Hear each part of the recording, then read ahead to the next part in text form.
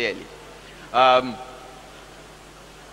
Solid minerals, yes, we have lots of solid minerals, but developing them requires extensive collaboration with the federal government as well as a long-term plan, because mining projects typically take 8 years to come into fruition.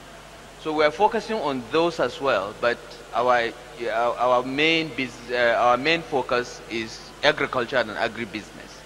But how do we get that going? We strongly felt that the way to get it to grow even faster is to simplify our procedures, make land easily available to investors, and hold hands to ensure that those that want to invest in agriculture or agro-industry, you know, find it very easy to do so in Kaduna. And I'm happy to say we've had significant success in the last 2.5 years. Agro-industry is growing. We foresee a situation in which Kaduna will be the agricultural hub of Nigeria. We are already emerging as a big poultry cluster, and we want to build on all those. But going forward to the future, how do we sustain this advantage? We will not be able to sustain it without an educated populace. This youth bulge that we are sure, based on every projection we are likely to have from now till 2050, will not be productive unless they are educated and are healthy and have skills. And this is why we've invested significantly in these sectors of education and skills building as well as healthcare. The UN recommends that 26% of a state budget be invested in education. We've averaged 34% since we came into office. The UN, the World Health Organization recommends 15% of the budget on health.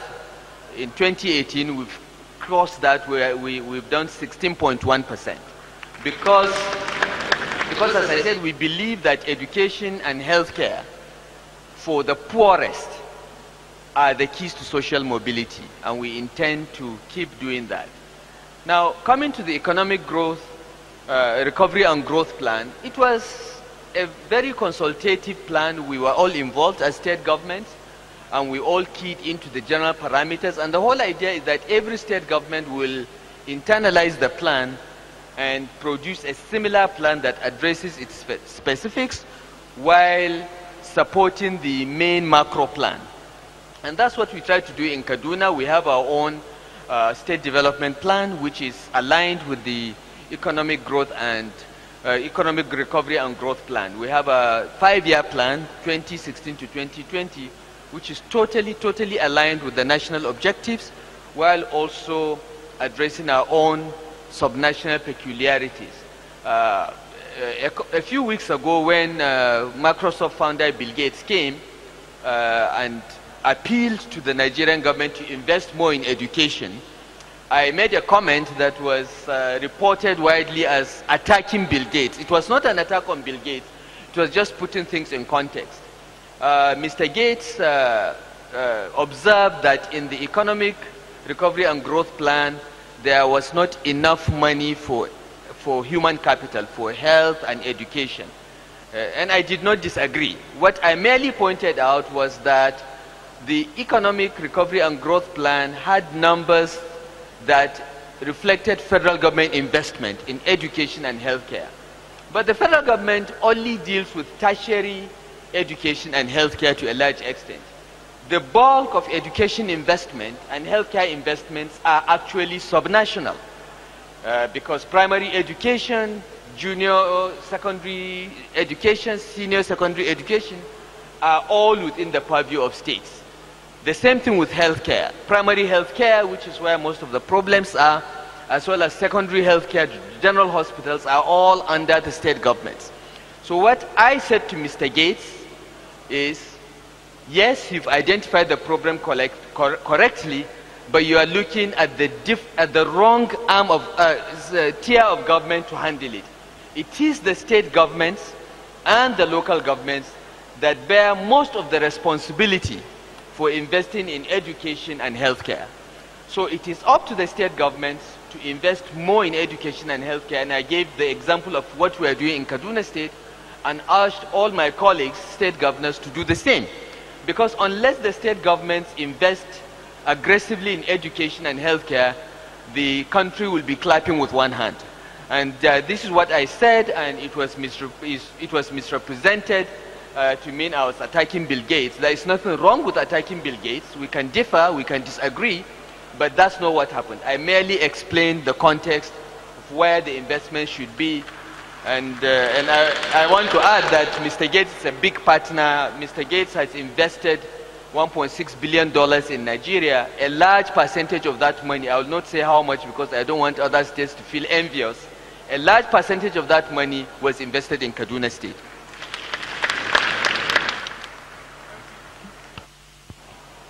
Thank you, Your Excellency. Just two things from what you said. I noticed that the Honorable Minister of State for Budget and National Planning expressed shock when I said the federal government was too rich. And of course, I said that relative to state governments and local governments in terms of the share of resources. But here is the other difficulty I have, ma. Because the Kaduna State is able to invest 34% in education, 16% in health. The federal government is not. What is responsible for this, man? You're in charge of budgeting.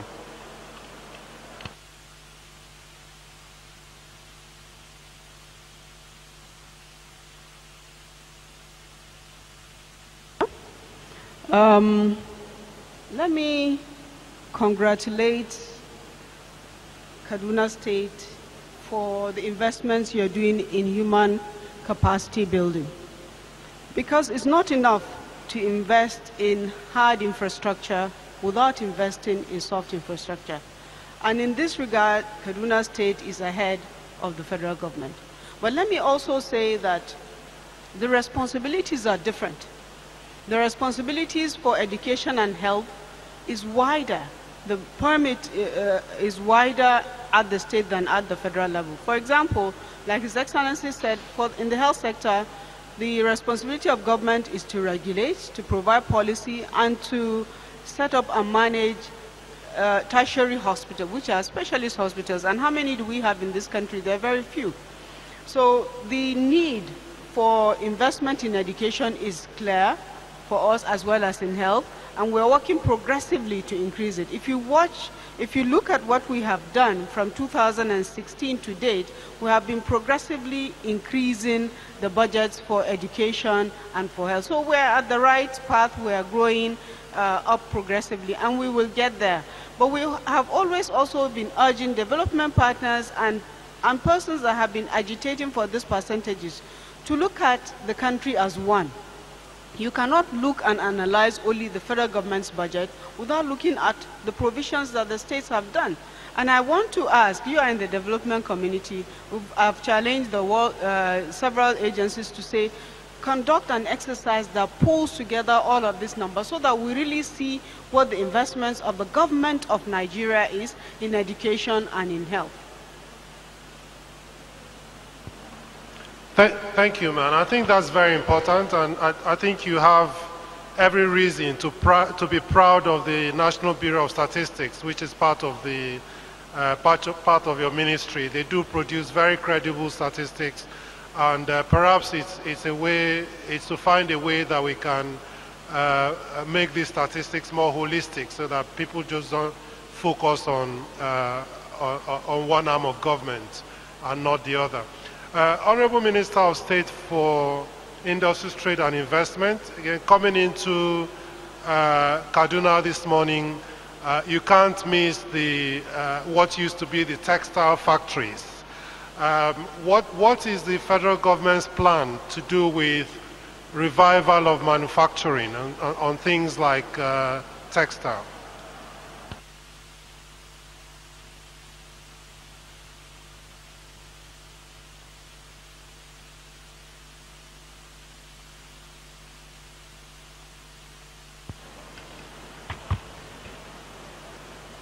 Again, I would congratulate Kaduna State, because this is another area where partnership between the federal and the state level is coming up.